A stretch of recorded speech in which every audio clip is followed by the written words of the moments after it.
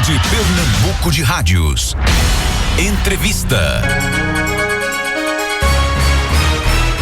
Vamos agora até a capital pernambucana, Recife, conversar com o nosso querido deputado federal, presidente estadual do MDB, Raul Henri, reserva moral da política desse estado. Antes, cumprimentar o nosso querido Clodoaldo Bolsonaro e também a sua tia que nos escuta. Ela vende folha de mato, vende remédio, garrafada. É raizeira, né? E ela é cangaceira, né? Ela anda por aí com um bocado de mulher vestida de Bolsonaro, de cangaceira dentro de um carro, de uma Kombi. Como é o nome dela? Sueli, um abraço, Sueli. Ela escuta e nos assiste. Ela é bolsonarista, é cangaceira forte mesmo. E ela não quer negócio de vacina, não. Ela quer negócio de arma, de revólver, de espingarda, de metralhadora, de canhão. Parabéns pra ela. Deputado Raul Henri, prazer, querido, tê-lo de volta aqui nesse programa. Prazer poder conversar com o senhor para todo o estado de Pernambuco, pela rede Pernambuco de Rádios. E a expectativa do senhor para esse ano que se inicia, deputado.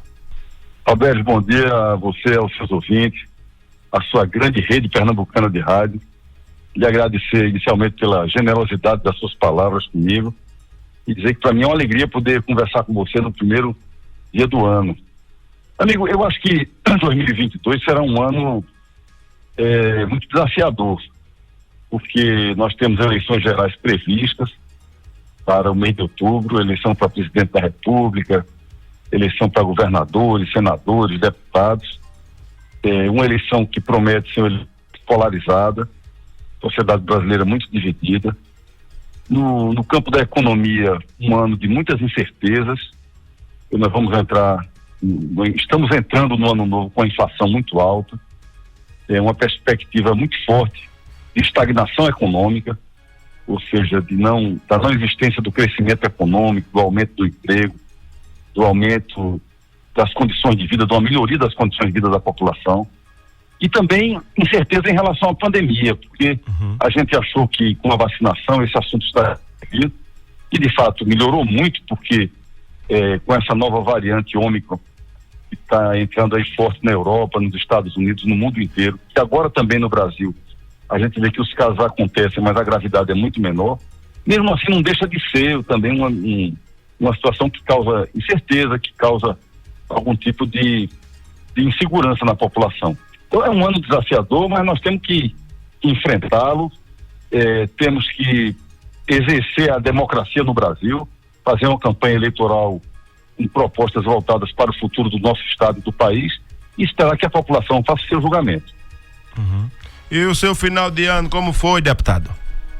Não, meu final de ano foi com a família. Eu, na verdade, tive um pequeno problema de saúde antes do Natal. Tive uma pneumonia muito forte, tanto que fui para a emergência do Hospital Português. Terminei ficando internado lá por quase 4 dias, mas já estou plenamente recuperado. Estou, inclusive, agora na estrada, indo para São Bento do Una, visitar o nosso prefeito Alexandre Batité, participar lá da procissão da Festa de Reis. Enfim, já estou retomando as atividades, porque esse é um ano de muito trabalho e é preciso retomar o contato com os companheiros do MDB no interior de Pernambuco. Abraço a Isaac Cazé também, que é assessor do senhor, está ligado acompanhando aqui o programa. O Fábio também está na cidade de Surubim, a terra da vaquejada. Tem muita gente aqui participando, inclusive o prefeito Silvestre está nos ouvindo, ele está aniversariando hoje, é prefeito aqui da cidade de Passeira, a radioatividade lá está nos retransmitindo. E o senhor está indo lá para São Bento do Una, tem aqui vários municípios que o senhor faz política. Como é que está aí as preparações aí para a renovação do seu mandato, deputado? A expectativa aí para esse ano de 2022, que é ano de eleição, não é? E aí o seu mandato vai ser julgado, o seu nome vai ser julgado pelo povo do estado de Pernambuco. Sem dúvida. Eu tenho procurado trabalhar pelo Brasil, trabalhar por Pernambuco. Tenho procurado deixar muito claro nas redes sociais quais são meus posicionamentos em relação às grandes questões do Brasil. Tenho procurado votar a favor do povo. Votei, por exemplo, contra o orçamento secreto. E um dos 31 deputados, entre os 513 que votaram contra. Votei contra esse aumento que eu acho escandaloso do fundo eleitoral. Acho que deveria ser deve existir fundo eleitoral sim, acho que é correto financiamento público de campanhas Mas num momento como esse, com a população brasileira muito empobrecida, passando inclusive por situações de fome, de insegurança alimentar, eu não vejo justificativa para aumentar tanto o custo das campanhas eleitorais. Enfim, tenho procurado votar, votei contra a PEC dos precatórios, que deixou de pagar direitos que foram conquistados na justiça por parcelas amplas da população brasileira, uma PEC também que destruiu os fundamentos da responsabilidade fiscal no Brasil, que é uma coisa fundamental para um país de desenvolvimento como o Brasil. Eu tenho procurado votar a favor do país e a favor do povo. E, naturalmente, espero ser julgado por isso. Agora, esse ano, nós temos uma componente nova na eleição, que é o final das coligações. E, além de prestar contas do meu mandato, eu, como presidente estadual do MDB, tenho uma grande responsabilidade, que é formar chapas competitivas, tanto de deputados federais como de deputados estaduais. Então, o esforço é dobrado, porque além de prestar contas do meu mandato, de procurar me submeter ao julgamento do povo de Pernambuco, eu tenho também que fortalecer o partido para dar continuidade a essa bela história que é a história do MDB de Pernambuco. O senhor vai conseguir fazer chapa para federal e estadual? Estou confiante que sim, porque o MDB é um partido que tem uma bela história, é um partido que nasceu ainda nos anos 1966 para fazer a resistência da ditadura. Teve pessoas assim, brilhantes, grandes parlamentares, grandes homens públicos. Eu poderia citar aqui Marcos Freire, Fernando Lira, Cristina Tavares, Egídio Ferreira Lima, o próprio doutor Miguel Arraes, quando voltou do exílio, que se criou no MDB, essa legenda da política de Pernambuco, que é o senador Jarbas Vasconcelos, e hoje eu tenho a honra de presidir esse partido. Então, o meu desafio é muito grande, a minha responsabilidade é muito grande de formar essas duas chapas, uma de deputados estaduais, outra de deputados federais, e estou muito empenhado nisso, porque essas chapas têm que ser formadas até agora o mês de março, até o final de março, quando termina o prazo para as filiações partidárias. Então, a prioridade nesse momento é concentrar o esforço na formação dessas chapas. O Jarbas filho do senador, tá aí animado, tá andando muito o estado e ele tá aí pavimentando uma cadeira para a Assembleia Legislativa. Como é que o MDB vê aí esse projeto do Jarbas Filho? Não, vê com muita alegria, acho que é legítimo, que é natural, que ele queira entrar na vida pública. Ele tem um grande exemplo na casa, que é o pai dele, o maior líder político da história de Pernambuco, porque foi quem mais venceu eleições majoritárias na história do estado. Venceu 2 de prefeitos do Recife, 2 de senador e 2 de governador de Pernambuco. Então acho que que é legítimo, que é bom que ele queira entrar na vida pública. Nós precisamos de quadros novos na vida pública, de pessoas de boa formação, e eu torço muito para que ele tenha sucesso no projeto dele. Ô deputado, em relação a municípios, o senhor tem quantos prefeitos hoje no estado de Pernambuco que lhe dão sustentação, que apoiam aí o seu projeto e que o senhor também retribui com o seu apoio lá em Brasília? Inclusive o Fábio França, que é vice-prefeito da cidade de Vertente do Lério, município a qual o senhor faz política, está nos ouvindo através da Farol e está lhe cumprimentando. Um abraço, Fábio. Olha, mas o MDB em Pernambuco tem 23 prefeitos. É o segundo partido que tem mais prefeitos no estado, perdendo apenas para o PSB. Mas uma ligação política comigo, com o meu mandato, nós temos 11 prefeitos no MDB, inclusive o prefeito Renato, de Vertente do Lério, aí, essa grande figura, marido da ex-prefeita Wellington, forma um grupo político aí do mais alto gabarito, do mais alto nível aí em Vertente do Lério. E na cidade de Arco Verde, o Wellington, ele vai apoiar o senhor deu legenda a ele o ano passado, eu tive lá em Arco Verde, fiquei impressionado, ele colocou aquele município num canteiro de obras, está com a avaliação dele lá em cima, parece-me que está aí também trabalhando o nome de um candidato a deputado estadual do município, está muito bem avaliado. Como é que tem sido o seu diálogo, a sua conversa com o prefeito aqui da cidade de Arco Verde, o prefeito Wellington, que faz uma gestão muito positiva e que tem avançado muito a cidade de Arco Verde, uma das principais cidades do sertão aqui do Moxotó? A minha relação com ele é a melhor possível. Nós apostamos nele desde o primeiro momento, quando ele tinha ainda 1, 2, 3% na pesquisa. Ele cresceu, ele é uma pessoa que tem uma história de vida muito bonita, conhecida do povo de Arco Verde. Começou a vida dele vendendo farinha no mercado, com os irmãos, com o pai dele. Cresceu como empresário pela competência e pelo trabalho. Hoje ele tem uma rede de de lojas, de comércio varejista, de eletrodomésticos, naquela região agreste sertão de Pernambuco. E é um homem honrado, um homem correto, já ajustou a prefeitura, já tem hoje uma capacidade de investimento que está transformando a cidade em um canteiro de obras, como você disse, e é uma pessoa com quem eu tenho a melhor relação política e pessoal. Uhum. A expectativa é boa para o senhor lá em relação à cidade de Arco Verde? Essa coisa da expectativa, eu sou sempre muito prudente em relação a isso, porque a população é quem julga a gente, né? Mas a minha relação com Arco Verde é uma relação que vem de longe. Eu, inclusive, nasci pela segunda vez em Arco Verde, porque eu sofri um acidente de avião lá em 2002, na minha primeira campanha, que foi praticamente um milagre eu ter saído vivo daquele acidente.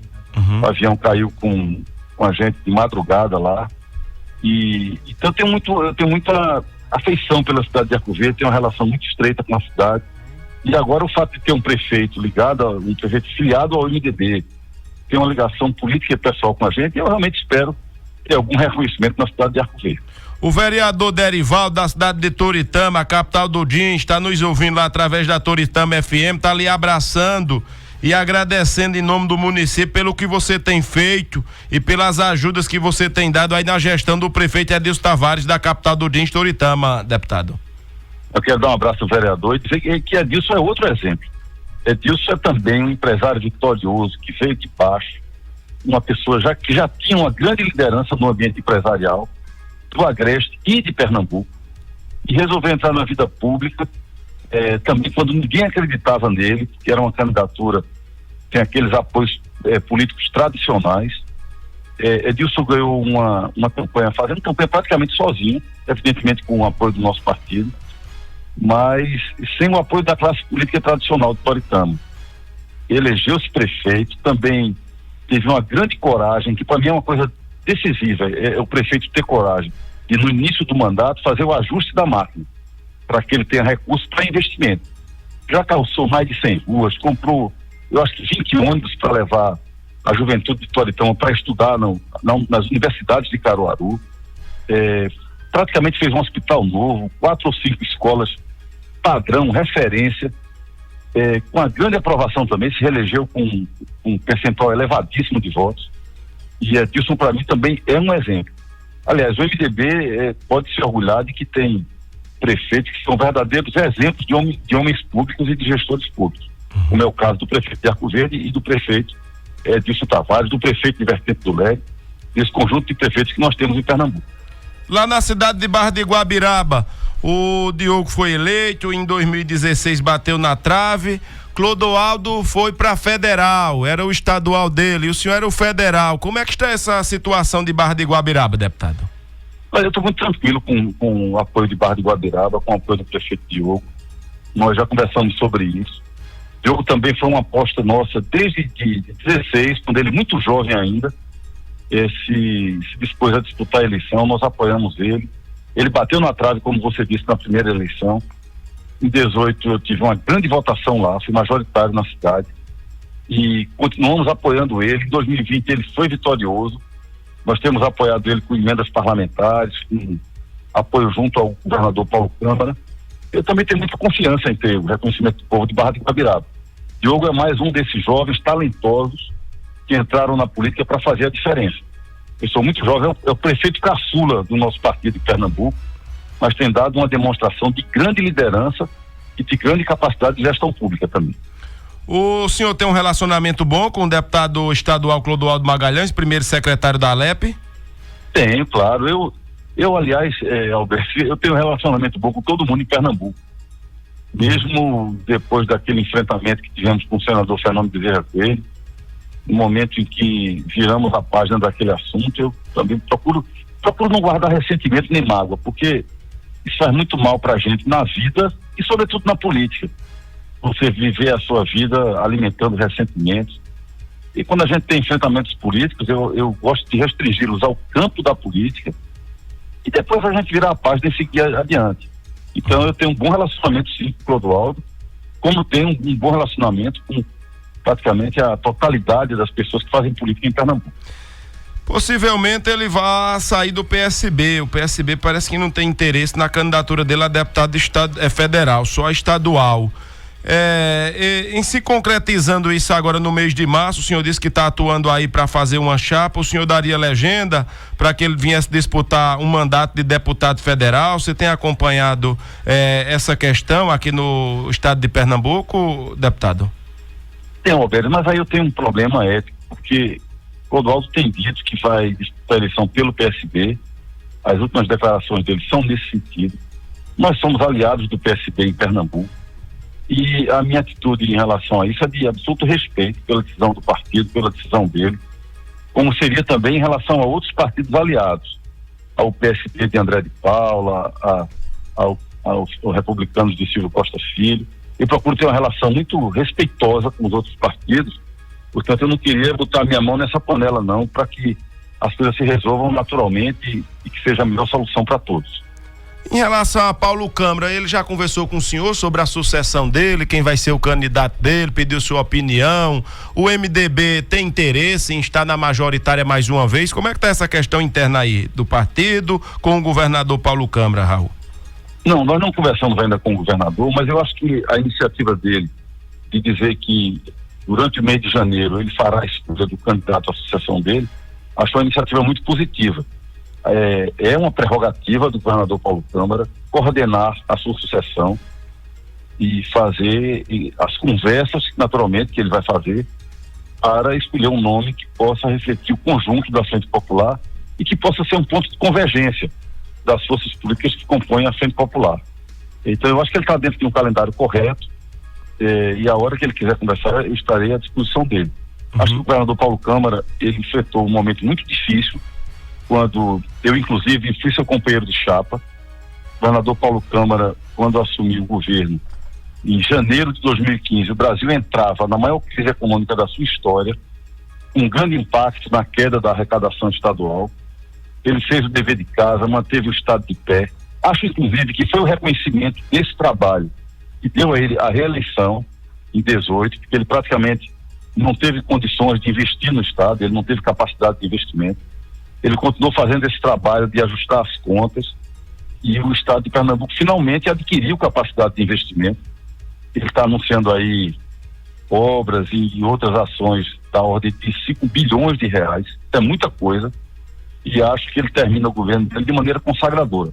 Acho que o ano de 2022 vai ser um ano para essa aprovação dele crescer e ele consolidar a sua liderança em Pernambuco.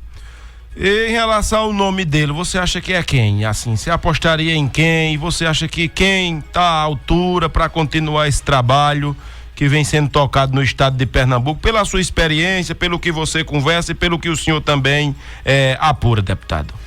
Não, eu estou acompanhando pela imprensa, os nomes que estão surgindo na imprensa, mas eu não posso me antecipar ao governador para estar sugerindo nomes para ele. Acho que ele vai ter discernimento, maturidade, serenidade para fazer essa escolha ouvindo conjunto das forças políticas da Frente Popular.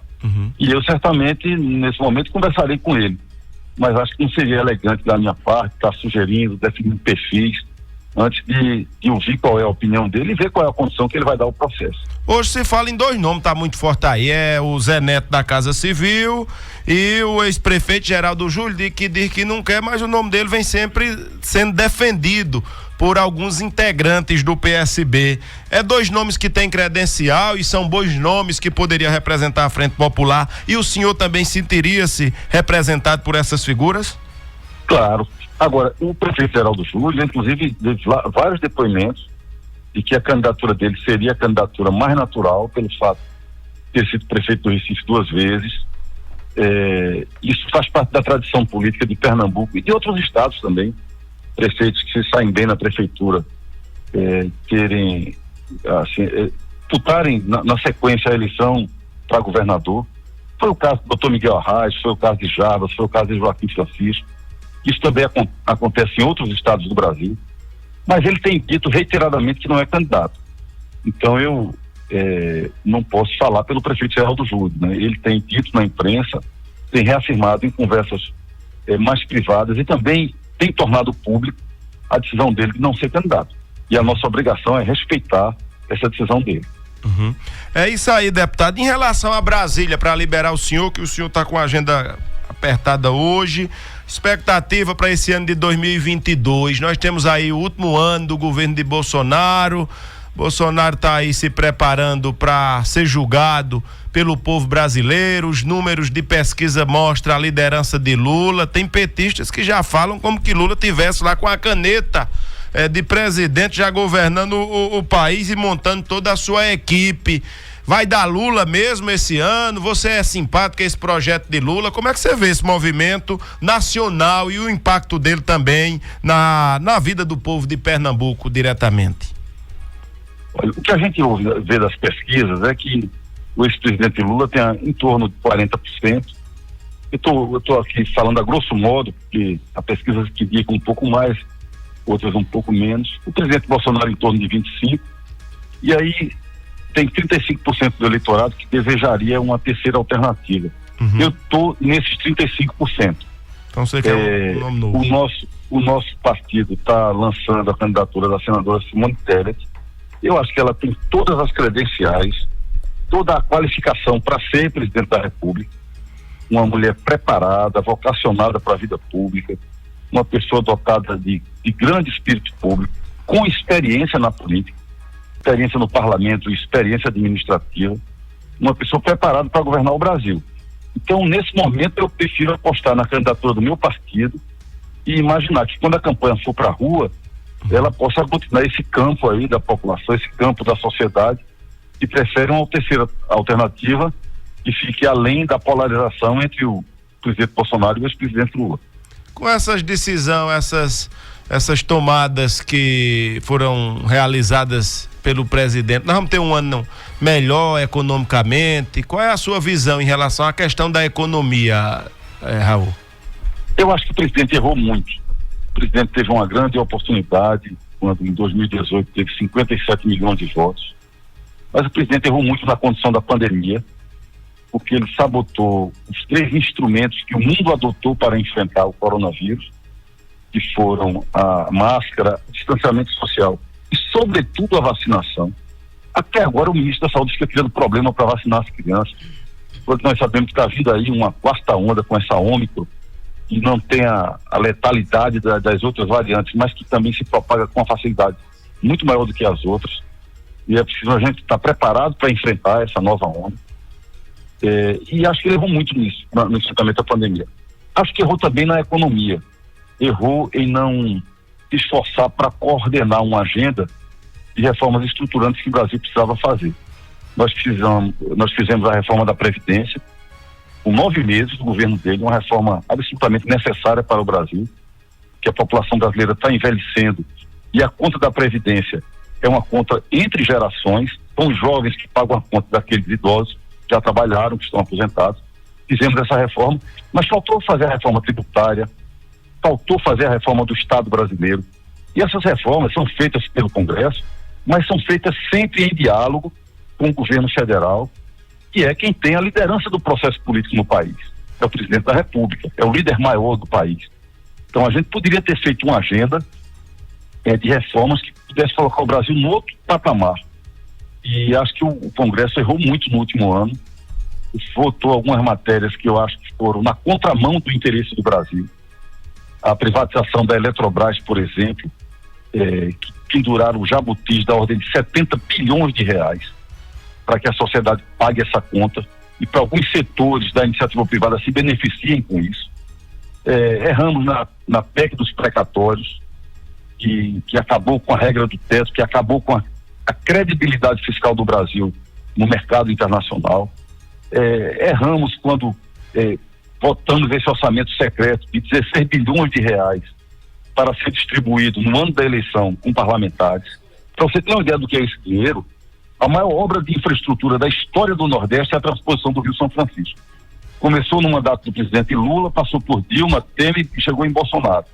Essa transposição até hoje custou 12 bilhões. Não está concluída ainda. Até hoje custou 12 bilhões, é a maior obra da história do Nordeste. Pois bem, o orçamento secreto é 16 bilhões para ser distribuído entre parlamentares no ano da eleição. O Brasil jamais vai conseguir fazer políticas estruturantes, investimentos na área de infraestrutura, com esse tipo de comportamento. Eu lamento muito por essas decisões, votei contra, acho inclusive que vou pagar um preço por isso, mas tenho procurado votar a favor do meu país.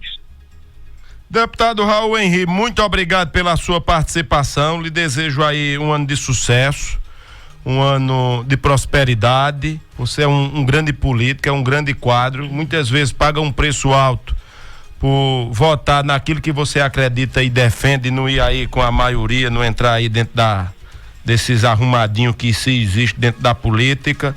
E eu acredito que o povo de Pernambuco reconhece esse trabalho, essa sua atuação. Agradeço ao senhor aí pela gentileza de nos atender nesse dia de hoje e coloco aqui a Rede Pernambuco de Rádio sempre aí à sua disposição, querido. Roberto, eu quero agradecer mais uma vez a oportunidade de conversar com seus ouvintes, com a grande audiência que você tem. Eu sei que é um jornalista qualificado, competente, sério, correto, uma pessoa que faz um jornalismo de altíssimo nível, que honra todos nós pernambucanos. Eu quero aproveitar para desejar um feliz ano novo, um ano novo de muita saúde, de muita paz, de muito trabalho e de muitas realizações para você, para a sua equipe e para todo esse conjunto enorme da população de Pernambuco, que são seus ouvintes. Cidade em Foco. Rede Pernambuco de Rádios. Uma rede estadual com força local.